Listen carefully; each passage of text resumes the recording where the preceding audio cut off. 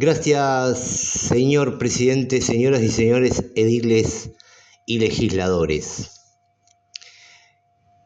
Vuelvo a la pregunta central. ¿Por qué se sigue sin tener una respuesta concreta? Se nos dice que el 40% del presupuesto está destinado a la pobreza infantil. Pero déjeme decirle, señor presidente, esto corresponde a aclarar que eso ya estaba previsto. No es una ampliación sustantiva ni un cambio estructural. Mire, señor presidente, la discusión real es otra. ¿Qué pasa con la recaudación del impuesto al mínimo individual? Un presupuesto define con qué dinero se cuenta y cómo se recauda y cómo se ejecuta. Todo lo demás es discurso.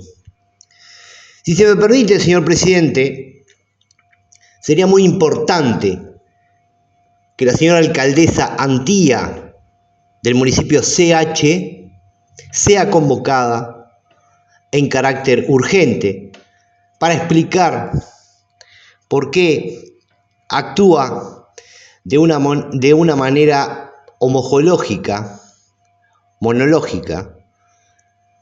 sobre la situación de las personas en situación de calle. Mire, señor presidente, lo que pasa con la recaudación del impuesto al mínimo individual es un presupuesto que define con qué dinero se cuenta y cómo se recauda dentro de una ejecución. Todo lo demás es aplicable. Acá podemos discutir en sala y podemos estar debatiendo este tema por 1 hora, 2 horas de igual, lo que sea necesario. Acá la importancia, lo que hay que entender, señor presidente,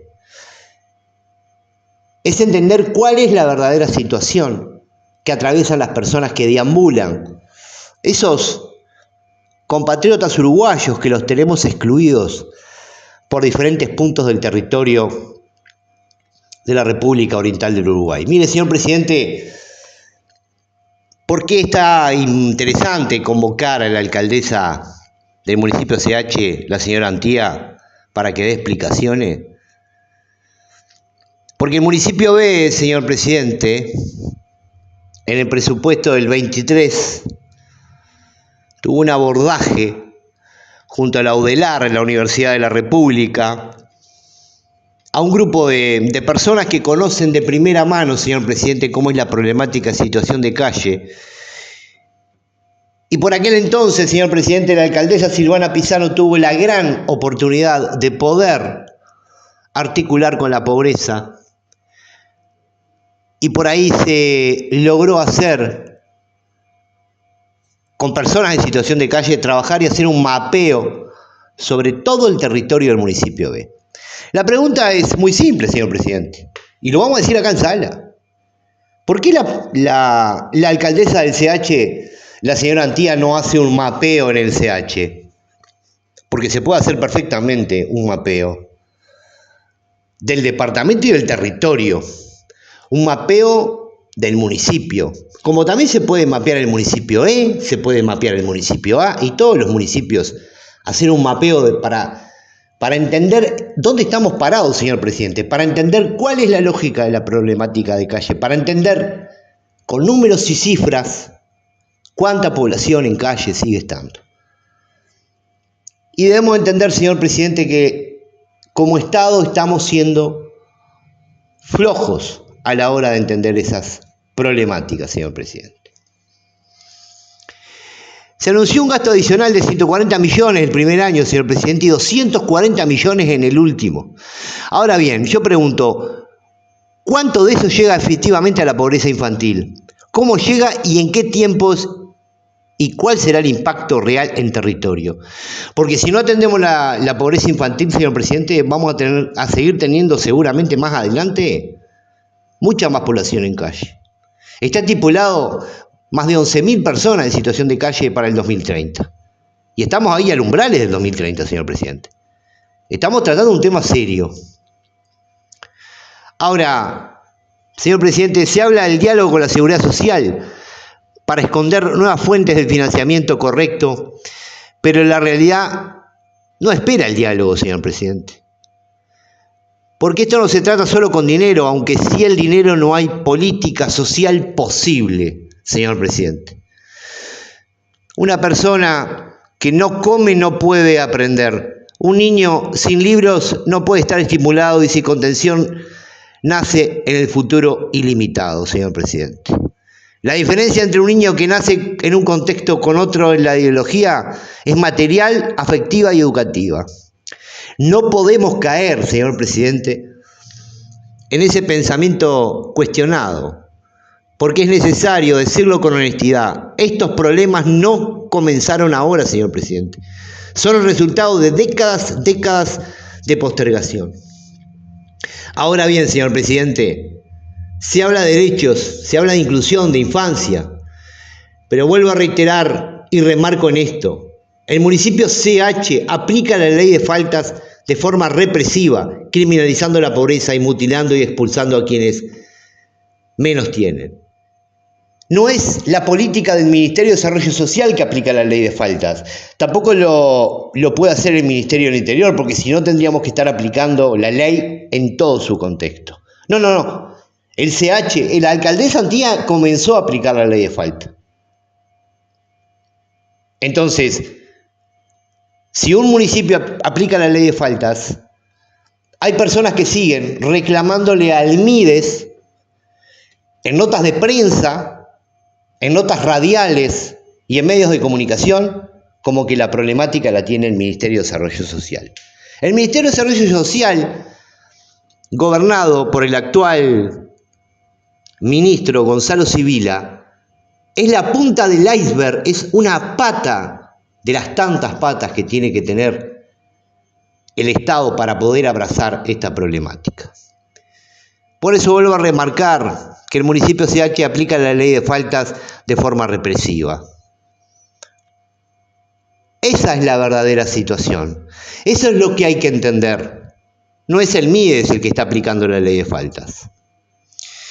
No se puede hablar, señor presidente, de derechos mientras se respira la pobreza en la calle. No se puede construir política pública de esta incoherencia. Debemos de entender qué es una política pública, señor presidente. La política pública se aplica en varias áreas.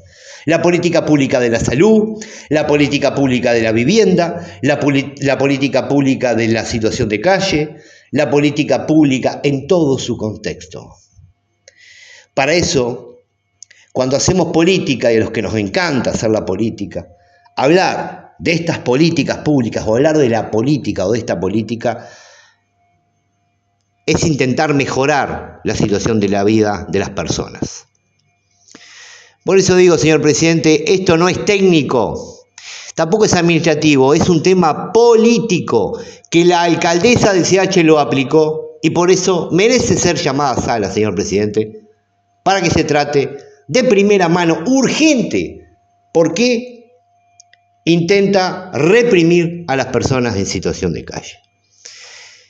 Este cuerpo tiene la obligación, señor presidente, de asumir esa responsabilidad, porque, como lo he dicho en otras oportunidades, señor presidente, es necesario entender que la política forma parte de un conjunto de ideas donde blancos, colorados, frente amplistas, coalición y otros sectores a nivel del gobierno, todos juntos deberemos de contribuir con esta situación. Si no, de acá no sale nadie. Porque aquellos que reclaman, señor presidente, que están afuera, que son un conjunto de personas llamadas de nombre colectivo NITEP, señor presidente, que recorren los territorios, reclaman desde hace varios tiempos, ¿no, señor presidente?, de que este tema se ponga en sala. Vuelvo a tocar este tema, señor presidente, y para ir cerrando, porque creo que es necesario generar un debate con esto. Es necesario que la alcaldesa del CH empiece a entender esta mirada, que venga a comparecer, porque para eso se trata.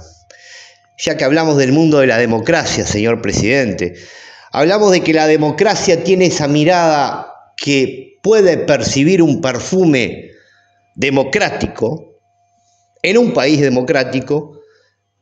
la comunicación y el diálogo, con respeto y con altura, llegamos a todos lados. Y para finalizar, quiero decir y subrayar, esto no se puede hablar de pobreza cuando no atendamos la infancia, porque para reprimir a los pobres es el espacio público. Los mismos que aquí habían delegado el derecho en el municipio CH, claramente represivo, ejecutando por la alcaldesa Antía, mencionada anteriormente, señor presidente, que termina criminalizando la pobreza. La pobreza infantil y mismo tiempo reprimir a los pobres en el espacio público. Esta contradicción delegitimiza cualquier política social. Los espacios públicos son de todos los ciudadanos. No importa si vota o no vota. Acá lo que interesa saber, señor presidente, y dejo enfatizar en lo último, de que como los pobres que viven en calle no generan votos, parece que la alcaldesa eso le rechina. Pero no importa si no votan. El tema es que son ciudadanos y también merecen vivir democráticamente. Muchísimas gracias, señor presidente.